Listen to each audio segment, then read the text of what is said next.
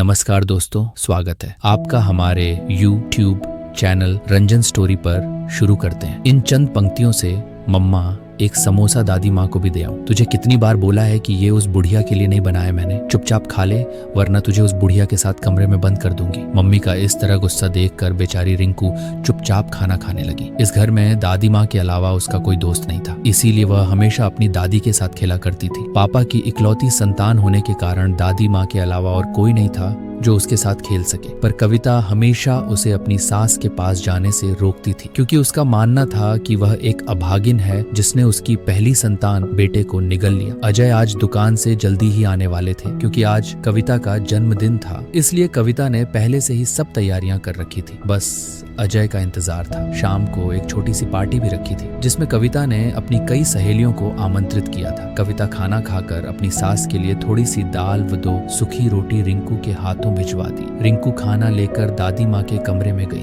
दादी माँ मैं आपके लिए खाना लाई, लो खाओ। आओ मेरी रानी बेटा, मेरी गोद में बैठो। नहीं दादी माँ, मम्मी ने मना किया है कि उस बुढ़िया की गोद में नहीं बैठना। अगर मम्मा ने देख लिया तो मम्मा मुझे खाना नहीं देगी। और पता है दादी माँ, आज मम्मा ने समोसे बनाए हैं, पर बेटा तुम मेरे लिए तो समोसे लेकर नहीं आई, और ये रोटी कितनी रूखी है, खाई ही नहीं जा रही। दादी माँ, मम्मी ने मना कर दिया कि समोसे उसकी सहेलियों के लिए है, इसलिए नहीं दी। तुमने समोसे खाए क्या? कैसे बने थे? बहुत स्वादिष्ट बने थे दादी माँ। रिंकू के मुख से ये बात सुनकर बुढ़िया के मुंह में पानी आ गया। रिंकी बेटा, अब समोसे और कितने बचे हैं? बहुत बचे हैं दादी माँ। अभी तो दादी माँ मैं देखती हूँ, अगर मम्मी किचन में नहीं हुई तो मैं आपके लिए एक समोसा ले आऊंगी। रिंकू बाहर निकलकर देखती है कि मम्मी तो अभी टीवी देखने में बिजी है। चुपके से किचन में घुस जाती है और धीरे से कड़ाह से एक समोसा लेकर अपने नन्हे हाथों में छुपाए अपनी दादी को लाकर देती है। बुढ़िया जैसे ही रिंकू के हाथों में समोसा देखती है तो वह बहुत खुश हो जाती है और जल्दी जल्दी खाने लगती है। रिंकू जब ये सब देखती है तो उसे बहुत आश्चर्य होता है। दादी माँ धीरे खाओ, नहीं तो गले में ही अटक जाएगा। बुढ़िया थोड़ी ही देर में समोसा चट कर जाती है। वास्तव में समोसे तो बहुत स्वादिष्ट है। बेटा चुपके से एक और ले आओ, और खाने का मन कर रहा है। अभी नहीं दादी,